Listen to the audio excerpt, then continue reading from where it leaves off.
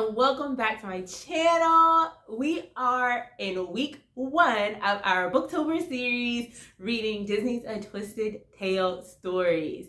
So here is your week 1 wrap up. And I know the background looks a little different because I'm out of town, but you'll hear all about that on Wednesday's video, so keep an eye out on that. But no, I haven't moved, I haven't changed locations. I'm just on a little weekend getaway.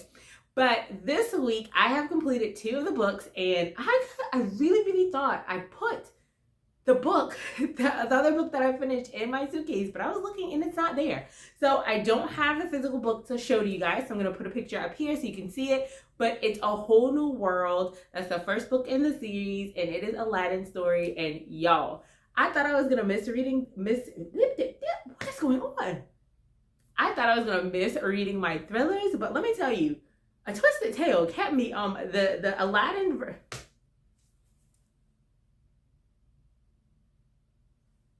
Clearly I'm not Jay-Z and I can't do this in one take, but we're not gonna cut this out because we're gonna get all of this loveliness. So Aladdin's story, A Whole New World, was so good.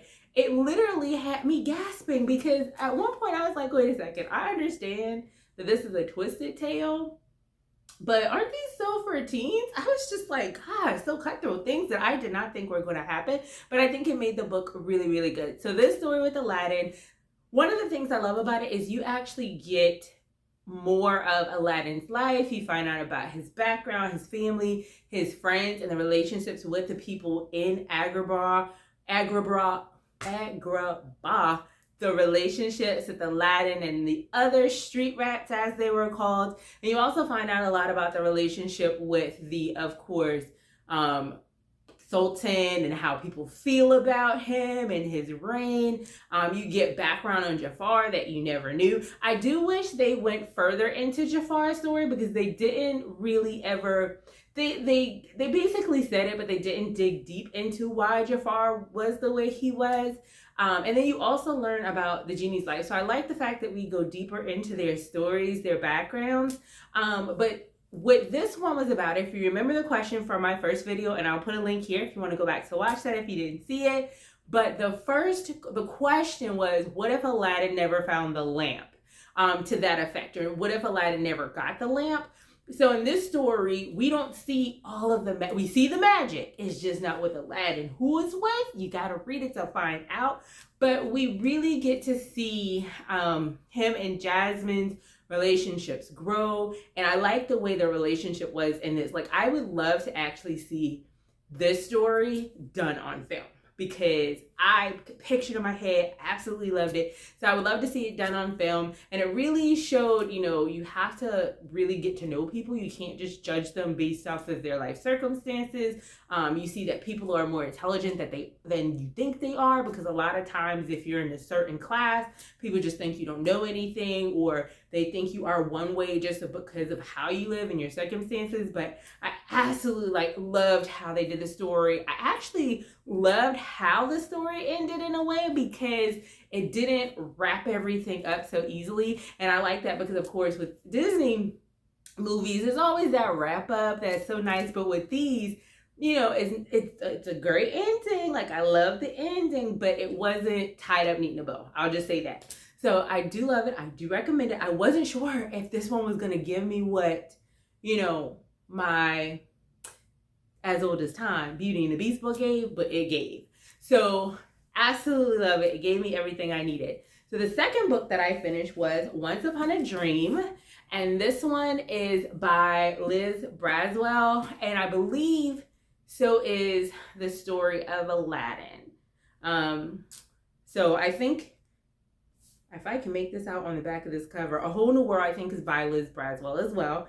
This one is What If the Sleeping Beauty Never Woke Up? So for me, Sleeping Beauty has never been like my go-to princess. So I know the story of Sleeping Beauty. But one thing I will say about this one is, compared to Aladdin, it does start very, like, pretty much spot on with Aladdin. So I will say that about A Whole New World, but keep reading because it changes. But it does start out pretty much with the beginning of how the movie is, and then it kind of jumps to like mid-movie Aladdin. Kind of, I feel like, pulls a little bit from Return of Jafar as well, and then everything changes. This one, however, it was different from the beginning. And when I tell you, it was like confusing because I myself had to be like, wait, what happened in the original one versus what's the twisted tale and where are we and which story is real? So I will say, if you are a fan of Once Upon a Time, the Disney show, it's not on anymore, but if you're a fan of that, I think you're really going to like these books because they even nod to some of the things they say, like all magic comes with a cost. One thing back in Aladdin, when that line where it says, the thing you love most, if you are a Once Upon a Time fan, you already know what something went down. But when I found out what happened, I was like, oh my God. So I just want to point that out. I'm all over the place. But literally, if you're a fan of that show, you're going to love these books. And that's one thing I love about these. It does give Once Upon a Time vibes. Like I said, it's not telling those stories, but it gives that energy in the books. So let me read the back of this one. It's, what if the Sleeping Beauty never woke up? It should be simple: a dragon defeated, a slumbering princess in a castle, a prince poised to wake her. But when the prince falls asleep, as soon as his lips touch the fair maidens, it is clear that the fairy tale is far from over. With a desperate fairy's last curse controlling her mind, Princess Aurora must escape from a different castle of thorns and navigate a dangerously magical landscape created from her very own dreams. Aurora isn't alone. A charming prince is eager to join her quest, and old friends offer their help. But as Maleficent's agents follow her every move, Aurora must discover who her true allies are, and moreover, who she truly is. Time is running out. Will the Sleeping Beauty be able to wake herself up? So this one is more about learning who you are, who your true self is. And it's crazy because, like they said, she was in this dream world. So for us, we're reading this story and you're like, wait, what's the regular story of Sleeping Beauty? And then what's the twisted tale? But the twisted tale had twists. At one point I was like, I am confused, but I absolutely love this. This one I think focuses a lot on, learning to kind of step into your own, making, how should I say, not making your true self, but basically not letting the world define who you are and not letting your own thoughts define who you are. This one kind of went deep because some things it was like, dang, like you could be holding yourself back. You could be limiting yourself. You could be putting a lot of negativity over your own life. And I was like, oh, dang. So I actually enjoy this one because not being like the biggest Sleeping Beauty fan. Like I've read the books, I've read Maleficent, I own Maleficent. You know the story, but it's not one of mine that I gravitate to. But I actually thoroughly enjoy this because I really like the story they have in this one. And of course, you get to the end, but a lot of stuff happened in between. Like people be getting took out.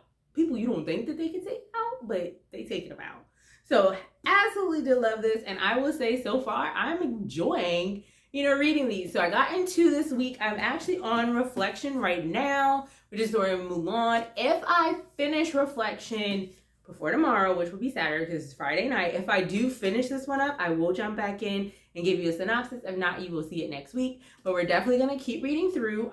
Sleeping Beauty is book number 2. As you all know, if you don't know, I've already read As Old as Time, which is book number 3. So I'm only going to read that one again if I get through the rest of the books in the series. So that's why we are on Reflection, which is book 4. So just so anybody's not confused, like, hey, you missed a book. That's why. So that is the reads for this week. I'm enjoying this. If you have these books or are thinking about reading them, definitely jump in and join me because they are really, really good. If I don't finish Reflection, like I said, I'll see you guys next week for the next book wrap up. However, we'll have another video on Wednesday, another little fun one. So it's great wrapping up with you guys, and I'll see you in the next one. Oh, wait. My name is Sarah. If you're new, I should, because I didn't introduce myself. Y'all, I'm all over the place, but we gonna keep it fun. We're not gonna take ourselves that seriously. So for those of you who are new here, my name is Sarah. For those of you who are coming back, thank you for coming back. Stick around, enjoy the content, enjoy the readings, enjoy all the other videos, and I'll see you in the next one.